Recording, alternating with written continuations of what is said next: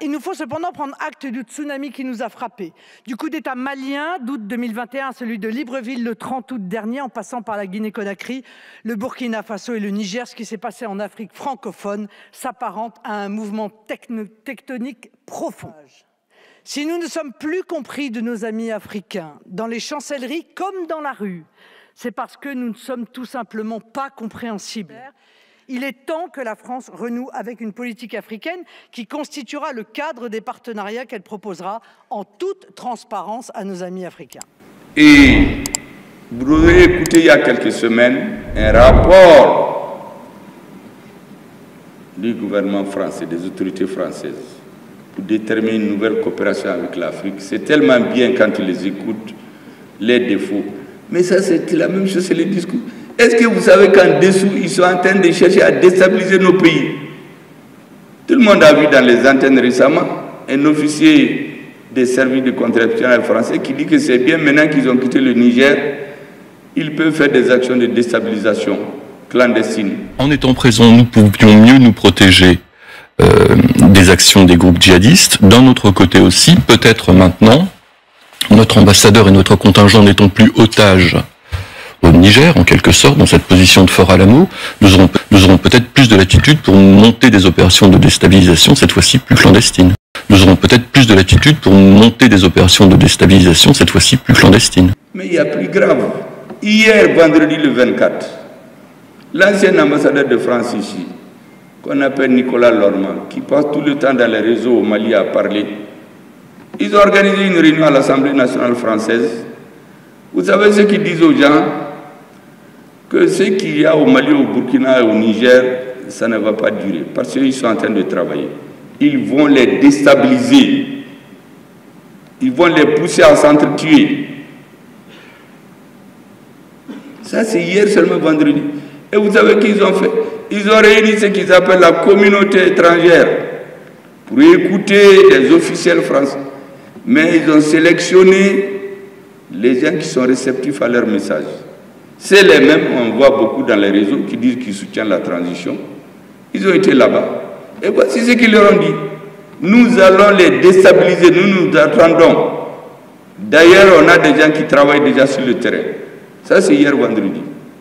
Est-ce que ça, c'est pas différent du discours élogieux que les sénateurs nous ont lu?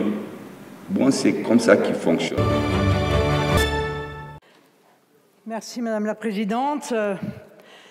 Madame la Ministre, Monsieur le Ministre, Monsieur le Président de la Commission des Affaires étrangères, chers collègues, en novembre 2017, à l'université Joseph Kizerbo de Ouagadougou, le président Emmanuel Macron avait ouvert son discours en annonçant qu'il n'y avait plus de politique africaine de la France. Et le 23 février 2023, à l'Élysée, à la veille d'un déplacement sur le continent, il confirmait « Ces mots sont toujours d'actualité ».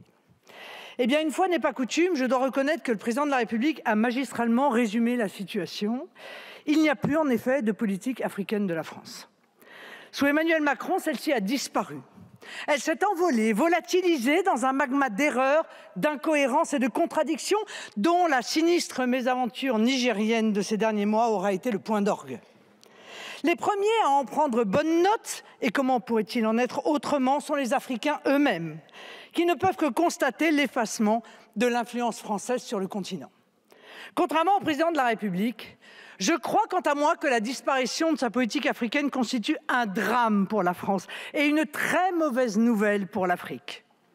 Comme je n'imagine pas que l'inscription de ce débat à l'ordre du jour par le gouvernement vise à instruire le procès en incompétence du président Macron, ni que le terme de partenariat renouvelé ne reflète une quelconque volonté de mettre un terme à ce qui nous sert depuis 6 ans de politique étrangère, permettez-moi de me tourner vers l'avenir et, dans la suite de mon discours de N'Djamena de mars 2017, de vous exposer ce que devrait être et ce que sera, si les Français le décident, la politique africaine de la France. Avant cela, il nous faut cependant prendre acte du tsunami qui nous a frappés. Du coup d'État malien d'août 2021 à celui de Libreville le 30 août dernier, en passant par la Guinée-Conakry, le Burkina Faso et le Niger, ce qui s'est passé en Afrique francophone s'apparente à un mouvement tectonique profond. Ce qui fut notre zone d'influence et de solidarité prioritaire a basculé dans une nouvelle ère. Une ère marquée en premier lieu par la défiance croissante de l'Afrique tout entière vis-à-vis d'un multilatéralisme pensé à Washington et à Bruxelles selon des conceptions mondialistes et uniformatrices. Malheureusement, la France a sous-estimé l'importance de ce nouveau contexte et la capacité effective de subversion de son dispositif par ses compétiteurs, comme elle a sous-estimé les attentes africaines à l'égard d'un monde multipolaire qui lui donne plus que jamais le loisir de choisir ses amis, ses partenaires et, si nécessaire, ses protecteurs.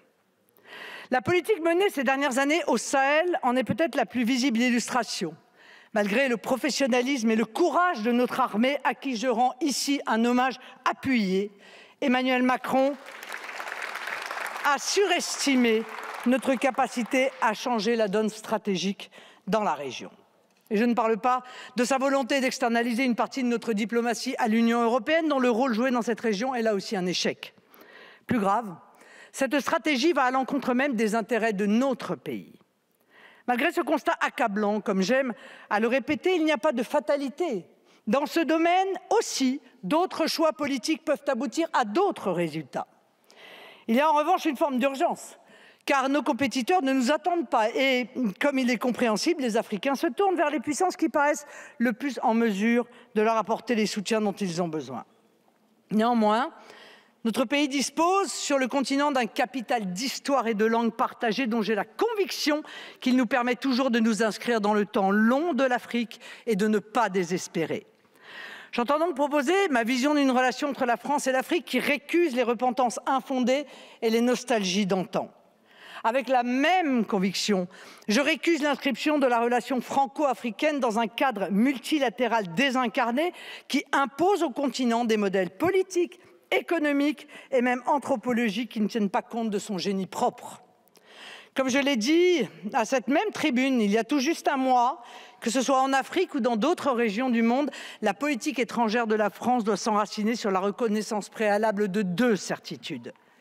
L'existence des nations participe à la diversité du monde et donc à la richesse de l'humanité. Et la considération des peuples et le respect des nations sont des principes essentiels à la paix et à l'harmonie du monde. Vous le savez, c'est cette réflexion sur les relations internationales et en particulier les relations entre la France et les pays africains qui m'ont amené à rédiger une déclaration des droits des peuples et des nations, outil juridique qui pourrait venir demain compléter le droit international. Entre l'utopie d'une coopération aseptisée par la médiation d'un multilatéralisme anonyme et une France-Afrique qui ne peut et ne doit plus exister, j'ai la conviction qu'il y a la place pour créer entre nos pays une relation adulte, basée sur la prise en compte des réalités et des intérêts légitimes dont les grands principes sont précisément contenus dans cette déclaration. C'est aussi cette conviction qui m'a amené, il y a plusieurs mois, à proposer à l'occasion de mon voyage au Sénégal que l'Afrique bénéficie d'un siège de membre permanent au sein du Conseil de sécurité de l'ONU. Je réaffirme ici, comme je l'avais fait devant feu le président Déby, que si je veux que l'Afrique soit la première des priorités internationales de la France, ce n'est ni par charité, ni par cupidité. C'est tout simplement parce que notre intérêt commun rencontre notre amitié réciproque. La France doit avoir une politique africaine et au sein de celle-ci des priorités et des alliances privilégiées avec ses amis historiques. Par son histoire, son savoir-faire technique, ses moyens et pour une large partie du continent, sa langue, la France peut accompagner positivement le processus de construction et de consolidation des États-nations africains en se basant sur le respect dû à nos partenaires quant au choix souverain de leur politique et de leur modèle de développement. Sur ce sujet, nous devons être clairs. La non-ingérence dans les affaires intérieures des États souverains doit être notre règle d'action.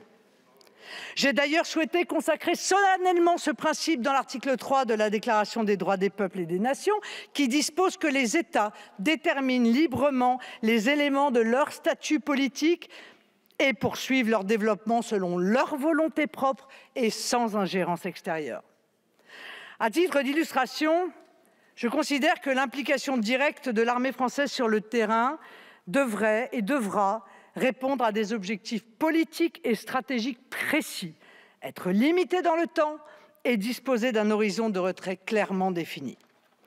J'entends aussi que cessent les incohérences diplomatiques qui alimente l'incompréhension des populations africaines à notre égard. La France ne peut pas à la fois accepter la situation institutionnelle créée au Tchad après la mort du président Idriss Déby, tout en condamnant le Mali d'Assimi Goïta, en reconnaissant la junte du colonel Damiba au Burkina Faso, en envisageant de faire la guerre au régime nigérien via la CEDEAO et en donnant son feu vert au coup d'État mené au Gabon par le général Brice Oligui Nguema.